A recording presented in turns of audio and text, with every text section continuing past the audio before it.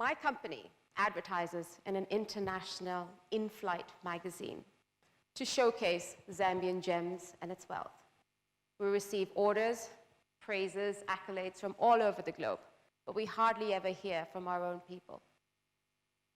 So me, being Rashmi, would approach random Zambians on the plane, flash open my advert, and ask them what they thought.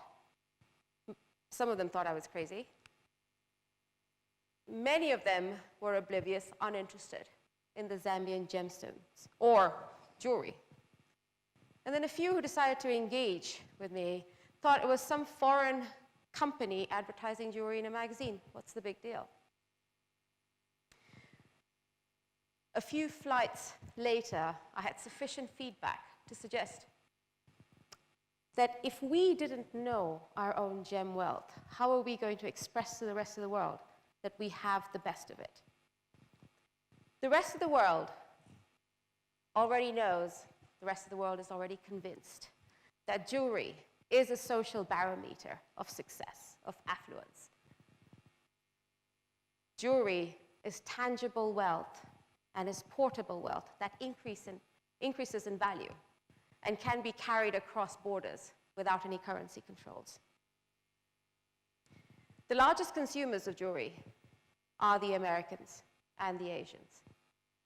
India generates $35 billion just in their jewelry industry. China generates even more at $45 billion a year. What do we Zambians know about our mining industry? We know copper. We know copper generates between $4 to $6 billion a year, which is, compared to the likes of 35 and 45 billion, seems rather minuscule. Do you know that copper currently trades at roughly $6,000 a ton? And that a carat of an emerald, which is a fifth of a gram, is of the top quality emerald, is also currently at about $6,000. And it fits on the tip of your finger. In 2018, last year, for the first time in history, Zambian emeralds surpassed the sales of the Colombian emerald in Hong Kong. We were ranking at 46% and Colombia at a 44%. The Colombians are fiercely patriotic about their emeralds, and they have integrated emeralds into their culture. Every child that is born or a girl that comes of age has an emerald associated in its blessing ceremony somewhere. The Colombians, I think, are the best ambassadors of the emerald world. Year before last, in 2017, before we beat the Colombians, we had a royal visitor. And when he came to the office, he brushed aside our emeralds and said, "Oh, the Colombians have better."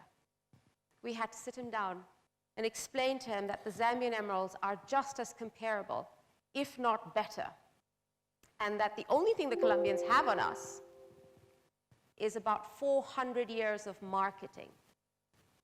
The Zambians just started about a decade ago, thanks to gem fields and gem cantons. Zambian emeralds are rich blue-green in color. Colombian emeralds are slightly yellowish. Zambian emeralds are hard, and they make the engagement ring. Any gemstone that manages to make the engagement ring will always stay in demand because people get married, whether there's a recession or not. The USA imports over $600 million of just emeralds. We won't even talk about the rest. The USA buys majority of its emeralds from India. Where does India buy majority of its emeralds? Zambia. They add their value, and they sell to the rest of the world for billions of dollars. And in the past few years, they're actually charging a premium on Zambian emeralds because they have recognized that Zambian emeralds are natural, unenhanced, hard, and in my opinion, the most gorgeous green. If we move into the Luapula province, we have the turquoise. Now, turquoise is a very soft blue aggregate that will not sparkle, but is soft and serene to the touch. the largest markets being the Middle East and the USA, because they believe that turquoise possesses some beneficial mystic powers for health benefits and warding off evil. Moving further east are garnets. Now, how many of you know what a garnet is? It's a deep blood red. Zambia doesn't just have one color. It has 4 different colors to boast. There is the deep blood red pyrope. There is the sunrise spessartite. There is the sunset cinnamon-colored hessonite. And then there is the pink rhodolite, which is sometimes sold as ruby to the undiscerning buyer. Just across the border, we have green garnets. I wish we had green garnets. Kenya has the green garnets. And they are worth thousands of dollars per carat. Did you know there was a green garnet? Moving into Petaoke, Chipata, Nimba, and inland to the nook of the DRC, we have tourmaline. Tourmaline is the most versatile gemstone in the entire gemstone industry globally. It has 8 different colors on one axis and 8 different colors on the other axis. As you will see in the video, if you turn a tourmaline at a right angle, the color changes from green to pink. Now, this is just one combination. In Zambia, we have 8 different colors on the A-axis and 8 on the C-axis, giving us a combination of 64 different colors from the middle of the country into Malawi. Which other country can boast of such a variety and range of color just within one gemstone? In my opinion, this is an industry waiting to develop on its own. Moving closer to Mozambique, there are the double blue aquamarines, the sky blue aquamarines, and the ones I have personally coined as the triple blue aquamarine. Now, Mozambique takes the cake for the best aquamarines. Apparently, we share the same vein. So we don't know whether Mozambique gives us the vein or Zambia gives them the vein. But if they share the title of having the best aquamarine, we should share that title.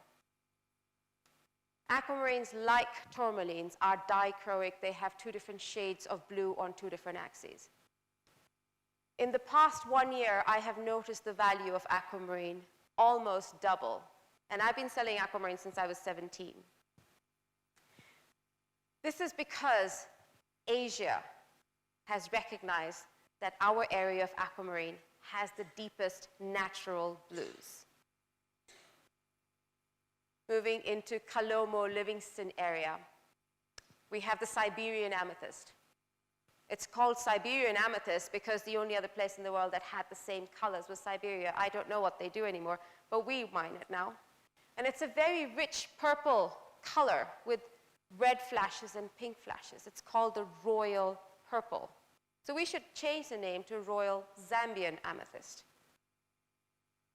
Zambia is known to have amethyst. Most of us know that Zambia is a textbook amethyst producing country. We not only have the rich royal blue colors in the south, but we have the lighter purples that you can find in other continents. And because the artisanal miners over there think that amethyst is fairly common, they bury it back under the sand. The sun heats the sand and changes the amethyst color to a golden citrine in the hope to create a more valuable gemstone because it's no longer as common. But citrines will never be as valuable as an amethyst, sorry. Across the Zambezi on the western side, we have discovered a few kimberlite pipes. How many of you have heard about the Kimberley Hole in South Africa that generated the whole diamond industry and created that slogan, then diamonds are a girl's best friend?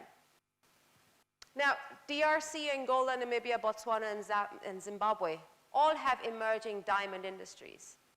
Botswana is one of the leading African economies based on its diamond industry. We have discovered a few kimberlite pipes. I think we should start digging because that hole started small. We can see Zambia has so many gems, and you think of this proverbial gold mine, that we're sitting on this proverbial gold mine. What are we going to do about it? And by the way, we have our own gold as well in Lufunza.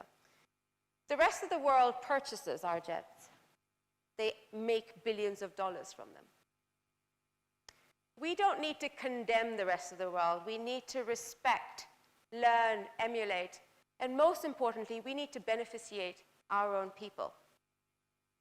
Beneficiation should start at the mine by tagging every single rough gemstone that leaves that mine and goes wherever it goes in the world, but can always be traced back to a Zambian mine. So after the DNA traceability, we need to generate cutters, gemstone cutters, who recognize that there's not one angle for every gemstone. Every gemstone has a different reflective angle. We need to create gemmologists who can certify that the gemstone is real and ethically mined.